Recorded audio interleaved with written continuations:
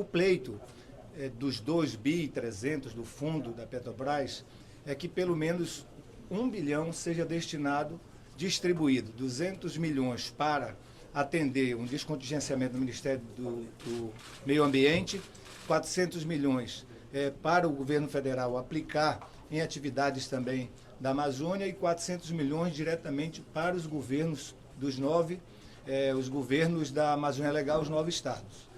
Nós estamos acreditando que, diante da carência de recursos, das dificuldades fiscais, das dificuldades de retomada do Fundo Amazônia, que nós defendemos, de também poder receber o que o G7 está disponibilizando, nós temos uma situação nova aí que pode acontecer com mais rapidez. Então nós pleiteamos, conversamos, pedimos celeridade para o ministro, uma vez que as questões fiscais aí são desafiadoras e as ações, sejam as emergenciais que precisam ser feitas na Amazônia e as permanentes, porque não adianta só apagar o fogo agora, o monitoramento, certo? A fiscalização, o controle e a punição de quem pratica atividades ilegais na Amazônia tem que ser permanente.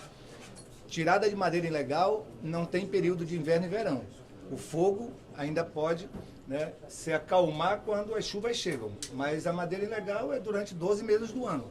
Então isso precisa ter, através de um plano permanente, né, uma atuação do governo central com os governos estaduais. Então nós estamos numa expectativa muito grande aí de um posicionamento ainda essa semana da Justiça Brasileira. O senhor acha que chega então a 1 milhão? Tinham falado em 500 mil. Um bi, né? Um bi? Mas um bi que é a proposta consensuada, peticionada pelo Senado e pela Câmara, um bi, também desse bi, 600 milhões ficaria com o governo federal, apenas 400 seriam colocados à disposição dos estados da Amazônia Legal. E também não sabe-se ainda os critérios que o próprio ministro irá estabelecer. Como esses recursos, ao ser decidido a disponibilização deles para os governos da Amazônia Legal, também que critérios serão utilizados para essa distribuição. O importante é que tem um dinheiro novo, não se faz o combate às práticas ilegais, ao fogo, ao desmatamento, e não se faz um plano de prevenção para o futuro sem recursos. E esses recursos precisam ser buscados, seja do Fundo Amazônia, que nós defendemos, é bom que fique registrado, é unanimidade a posição dos 9 governadores, seja do G7, é pouco, vamos pedir mais, mas vamos receber o que eles estão disponibilizando e discutir a forma de utilização e aplicação, seja do Fundo Petrobras. Então, essas 3 fontes de recursos precisam ser debatido e priorizado por todos os atores que estão envolvidos nesse processo de debelar essa situação que hoje desafia a gente na Amazônia. Governador, o presidente francês ontem falou da possibilidade de negociar diretamente com os estados, né? Não havendo aí um aceite por parte do governo federal. Ele até usou região, né, por confundir estado com região. Certo. Mas há essa possibilidade, há uma negociação, às vezes, de dos estados especificamente com o governo francês não, com o G7. O consórcio da Amazônia brasileira, o consórcio de desenvolvimento sustentável, já vem dialogando com esses países. Dia 2 de agosto nós tivemos um fórum em Palmas e lá eles já participaram, Noruega, França e Alemanha. Depois eu já vim numa audiência com o embaixador da França, até por conta, no meu caso, da relação que a gente tem de cooperação na fronteira com a Guiana Francesa.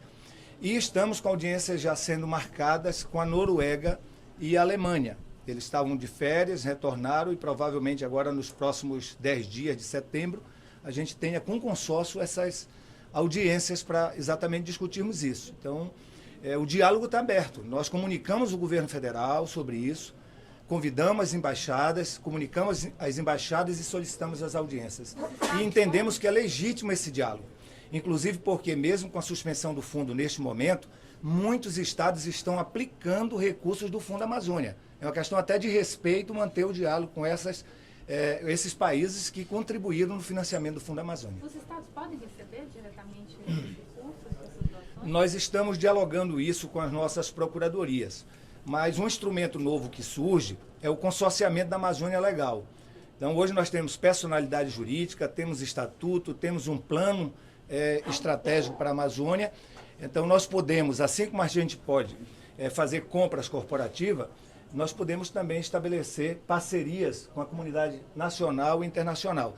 Então, é um caminho que nós estamos buscando. Eu acho que o federalismo cooperativo é o caminho.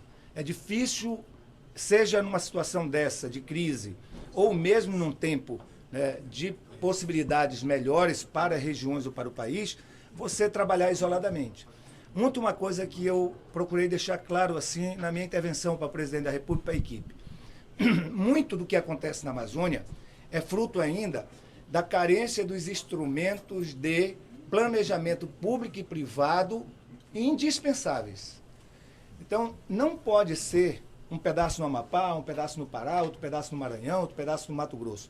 Definitivamente, esse país, se unindo com os governadores, precisamos anunciar um plano que garanta atualizar a rede geodésica da Amazônia toda, que garanta atualizar a base cartográfica de toda a Amazônia, que garanta fazer o georreferenciamento, depois a regularização fundiária e o cadastro ambiental rural junto com o zoneamento econômico e ecológico.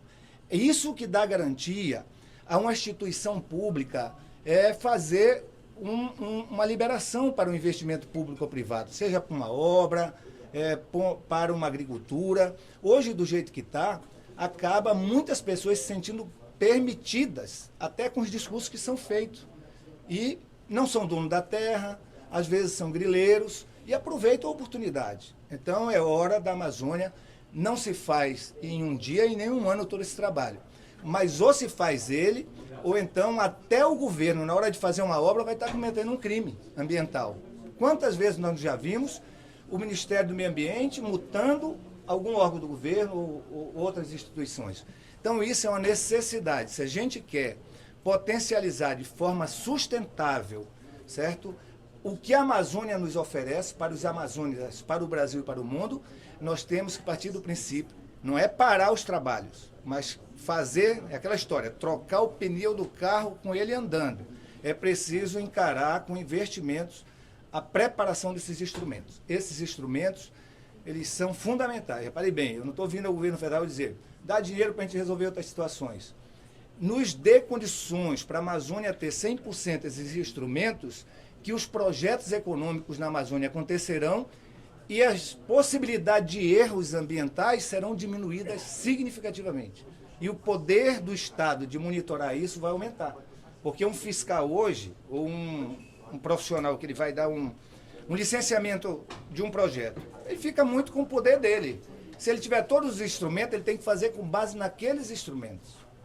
Hoje pode ser licenciado o plantio de um produto agrícola numa área que não foi ainda feito o zoneamento e que não se sabe se poderia ou não plantar ali, se seria indicado. E, de repente, pode aparecer na visão de um órgão de controle como um problema de acidente ambiental, de crime ambiental. Então, esses instrumentos a gente tem defendido e eu acho que é uma boa hora. Nós não podemos ver o fogo apagado daqui a alguns meses ou dias e depois a Amazônia ser esquecida sem ser oferecida a ela os instrumentos necessários para o seu planejamento e